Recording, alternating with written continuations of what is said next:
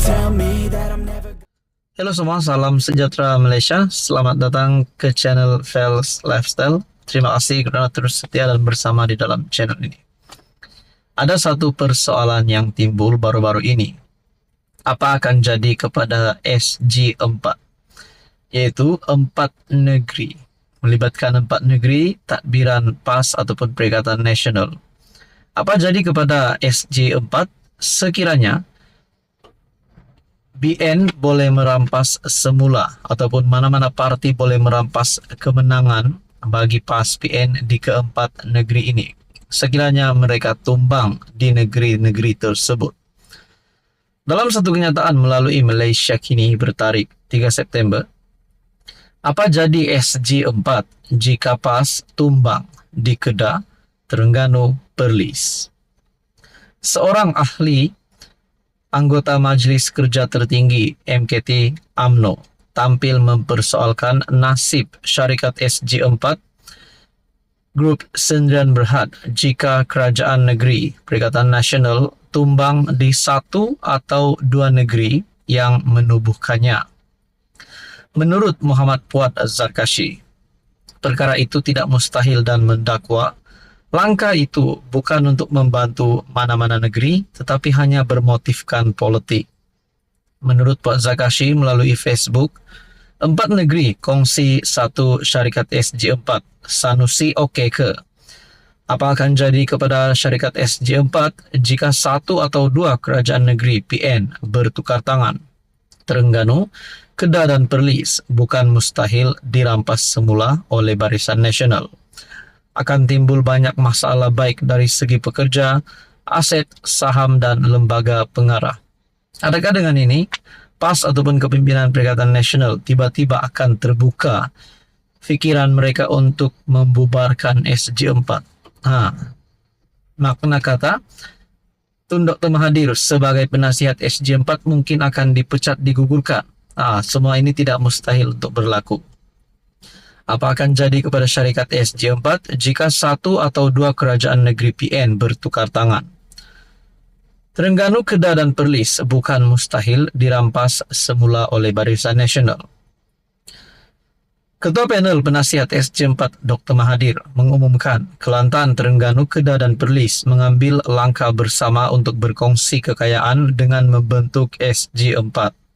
Katanya, setiap satu negeri akan memiliki kepentingan yang sama dalam syarikat tersebut. Menurut Mahathir, syarikat itu dimiliki 25% oleh setiap negeri supaya negeri yang ketinggalan jauh pun seperti Perlis boleh mendapat hasil. Malah katanya, keuntungan dalam SG4 akan diagihkan secara saksama. Ngulas lanjut, Puad secara sinis menyindir MB Kedah, Muhammad Sanusi yang didakwanya tidak suka berkongsi. Sanusi pula tidak suka kongsi-kongsi. Takut Sanusi kata, Kedah rugi sejak Tuhan buat dunia ini lagi. Justru penubuhan syarikat SG4 ini bermotif politik bukan perniagaan. Apalagi penasihatnya adalah Tun Mahathir, katanya. Adakah dengan ini saudara-saudara Sanusi akan bertindak untuk keluar daripada SG4 ataupun letak jawatan? Tidak mahu kongsi-kongsi dengan mana-mana negeri, 3 negeri yang lain yang termasuk di dalam SG4. Saudara-saudara, tuan-tuan, apa komen Anda berkaitan dengan isu ini? Halo semua, salam sejahtera Malaysia. Selamat datang ke channel Fels Lifestyle. Terima kasih kerana terus setia dan bersama di dalam channel ini. Tuan-tuan, sudah pasti sebelum ini kita mendengar ada gesaan terhadap Anwar Ibrahim untuk letak jawatan, untuk menumbangkan Anwar. Bahkan ada gerakan kononnya yang mahu Anwar ditumbangkan. Perhimpunan dilakukan dan banyak lagi.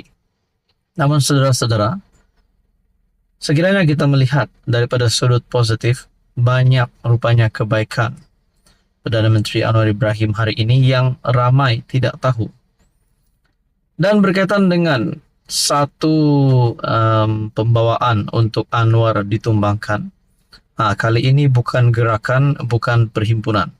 Namun ini ada satu kenyataan ataupun satu perkongsian daripada Malaysia Kini yang menyebut Anwar mungkin boleh ditumbangkan. Anwar mungkin dihumban jika kerajaan terus guna akta zalim. Rakyat yang mengangkat PH dan BN ke tampuk kuasa tidak akan teragak-agak untuk menumbangkan kerajaan jika terdapat ancaman untuk menggunakan undang-undang zalim seperti Akta Hasutan 1948, kata penganalisis. Perdana Menteri Anwar Ibrahim dan partinya PKR harus peka terhadap perkara ini kerana janji-janji reformasi mereka sebelum ini, kata Profesor Adjung Universiti Malaysia Sarawak Jayum Anak Jawan kepada Malaysia Kini. Tuan-tuan dan puan, adakah ini berkaitan dengan pendakwaan terhadap Muhyiddin Yassin di bawah Akta Hasutan baru-baru ini? Persoalannya, kalau memang benar Anwar Ibrahim akan ditumbangkan, kerajaan PHBN akan dijatuhkan, persoalan yang paling utama, rasa-rasanya siapa yang layak untuk menggantikan Anwar Ibrahim sebagai Perdana Menteri? Siapa ataupun apa parti yang layak untuk menjadi kerajaan? Cuba komen di bawah. Adakah daripada Perikatan Nasional, di mana yang kini Hadi Awang sebagai timbalan Presiden PAS dan juga pengurus CPN Muhyiddin Yassin. Muhyiddin Yassin sendiri telah terlibat dengan dua pendakwaan berkaitan dengan rasuah jana wibawa dan juga berkaitan dengan Akta Hasutan. Pemimpin politik perlu peka dengan hal ini kerana dalam dekad yang lalu, rakyat tidak segan untuk menukar kerajaan dan pemimpin yang pada pandangan mereka tidak berkhidmat untuk kepentingan terbaik mereka. Apabila rakyat bersuara, kerajaan dan pemimpin harus mendengar kerana seperti mana mereka, rakyat, meletakkan mereka di dalam kerajaan, mereka juga boleh menyingkirkan mereka melalui proses demokratik yang sama menurut profesor tersebut. Akta Hasutan 1948, Undang-Undang Era Kolonial Kontroversi, menjenayahkan ucapan yang mempunyai kecenderungan menghasut. Antara definisi kecenderungan menghasut dalam akta ini termasuk kecenderungan untuk menimbulkan kebencian atau penghinaan terhadap mana-mana raja, kerajaan atau pentadbiran keadilan, untuk mempromosikan perasaan tidak senang dan permusuhan antara kaum atau kelas yang berbeza, dan untuk mempersoalkan sebarang keistimewaan yang diperuntukkan untuk orang Melayu, pribumi dan kerabat diraja. Saudara-saudara, berkaitan dengan ini, adakah anda mempunyai komen? Dikatakan Anwar mungkin dihumban jika kerajaan terus guna akta zalim. Apa komen anda?